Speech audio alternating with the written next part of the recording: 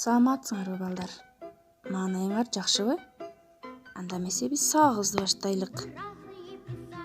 Бүгүнкү сабакта кыргыз тил сабагы.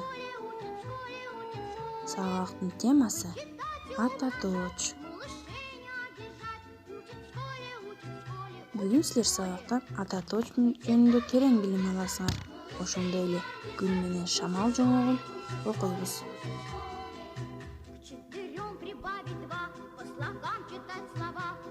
Ата точ зат, сын, сана точтордун ордуна колдонулуп, алардын атын атабай жалпылап көрсөткөн сөз түркүмү ата точ деп аталат.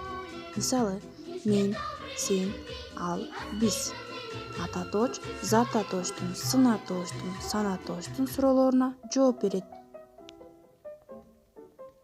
Мисалы үчүн, бул Айбек, ал сылык бала, биз да ошондой болгубуз келет деген сүйлөмдө бул, ал, биз, ошондой деген сөздөр ата точ болуп эсептелинет.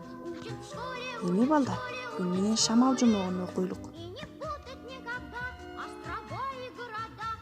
Азаматсыңар балдар. Анда эмесе көнүгүүгө киришели. Биринчи көнүгүүдө текстти окуп, түшүнгөнүңөрдү айтып бересиңер. Андагы ата точ сөздөрдү таап, дептерибизге көчүрүп жазабыз. Экинчи көнүгүүдө берилген сүрөттөр боюнча ата точторду катыштырып сүйлөм түзөбүз. Мына балдар, бул эки сүрөткө карай сүйлөм түзгүлө. Үчүнчү көнүгүүдө болсо берилген үч сүйлөмдү көчүрүп, андагы зата точ сөздөрдү ата точторго айландырабыз. Төртүнчү көнүгүүдө болсо аста сызылган зата точ сөздөрдү ата точтор менен алмаштырып жазабыз. Бешинчи көнүгүүдө макалдарды чечмелеп, дептерибизге көчүрүп алгыла. Үй тапшырмага кезек келди балдар. Анда эмесе 6-көнүгүү.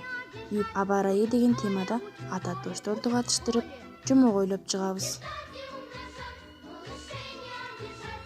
Эми балдар, бүгүнкү сабакта жыйынтыктоого убакыт келди. Айткылачы балдар, ата точ деген эмне экен? Жомоктогу армандын кимиси күчтүүлүк кылды дейсиңер? Күн менен булуттун адамга кылган мамилесин кимисиники жакшы деп ойлойсуңар? Азаматсыңар балдар. Бүгүнкү сабак силерге жакты деген ойдомун. Анда эмесе балдар, кийинки сабакка чейин көрүшкөнчө сак саламатта